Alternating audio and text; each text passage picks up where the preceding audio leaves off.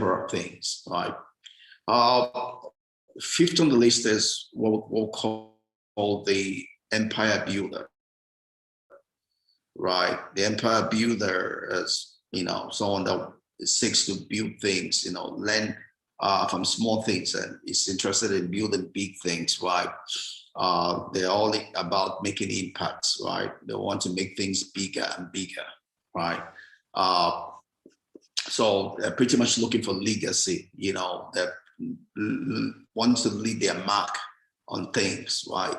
So that's not a natural flow for me, but it is an artificial flow for me because based on my learnings and where I am in life, I'm in that place where I want to leave a legacy, right? And I'm doing things on a legacy standpoint, not because it's necessarily the natural flow for me, but it's something that has come from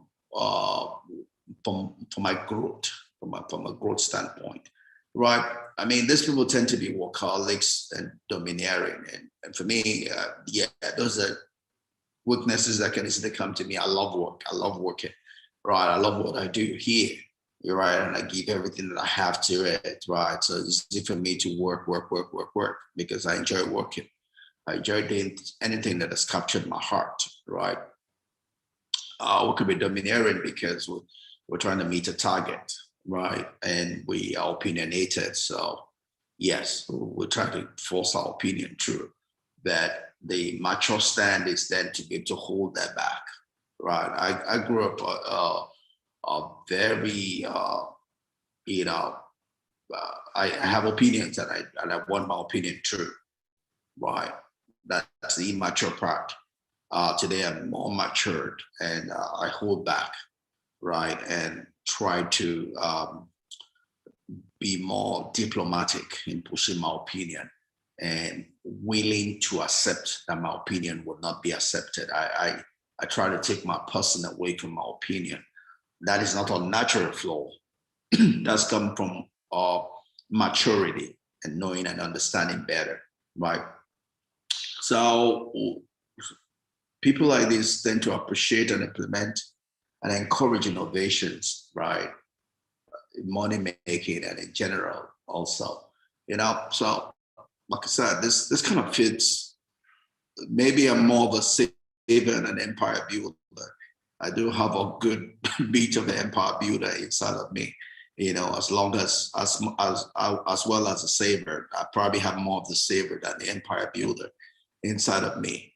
All right, going to the sixth archetype, it's the caretaker or the martyr.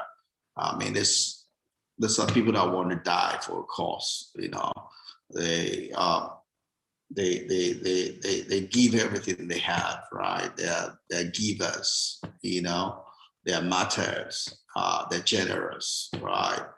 They care for others. They go to philanthropic things and all of that. They take care of other people, right? Problem is that they could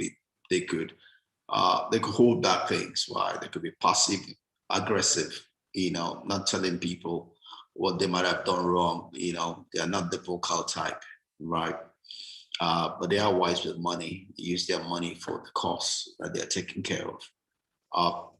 Seventh one is the innocent, right? The innocent is just like a child. They come with their innocency, right, into things. They have a lot of faith, trust, and optimism, and they generally don't go into details. They just trust, and I try to do a bit of that also. I imbibe a bit of it, not necessarily because it's natural, because I'm an analyst from a natural standpoint. But as you grow and as you tend to want to grow a big business also, you have to trust people because you can't be everywhere, right? You have to trust people and let's give them the first benefit of doubt. Now, when they don't live up to that, then you can take that trust away and maybe replace them. I've had to do that with my first employee on the new business that I started last year. Trust is a currency, right? trust is the currency, you know, but yeah, you have to willing to give it, right? And if the person doesn't live up to it, then you get someone else, right? So that's for the innocent, right? And lastly is the guardian, right? That's you know, they're prudent, right? They tend to do things, you know, it's like the old mama style of things, you know. Just look at God, look at an elderly person trying to do things, you know. They're the mama, mother, nature people, right? They're going to look at, do things with prudence, with diligence, right? Shortfalls for them is they could be anxious about the things that they're taking care of, right? Think about a parent that, or things that they can take the place of God in the life of their children. Yeah, you see a guardian, right? So that could be a negative where you don't release the people to be dependent and to grow. And you think that you can always be there for them, right? Good side to it is obviously they're prudent, they're alert, they're careful, right? They cross their T's and dot their I's, you know. So I don't know which one falls in for you, but the key thing is you need to understand your money imprint. You need to understand the money imprint of your spouse. And both of you need to then find a way that you can work together, right? In a way that you don't necessarily kill your individual money imprints, but rather you accentuate it without, and also find a place for your working together, right? So you need to have a mission statement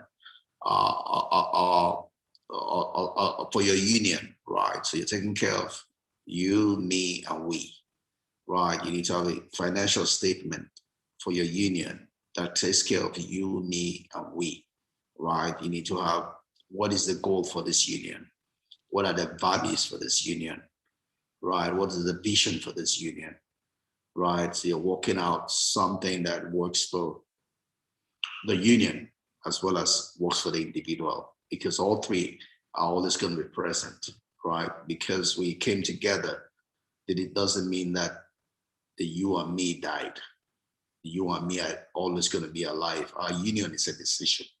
We decided to come together, right? So the union was formed by decision, doesn't kill the you and me. So we take care of all three so that we can have a sustainable financial empowerment, a sustainable marriage, a sustainable relationship with one another. I hope all of this gets to help you. Feel free, send me a question, send me a note, your comments on YouTube, Facebook, wherever, and I'll be glad to answer you. All right, till next week, do have a great time. God bless you. Thanks.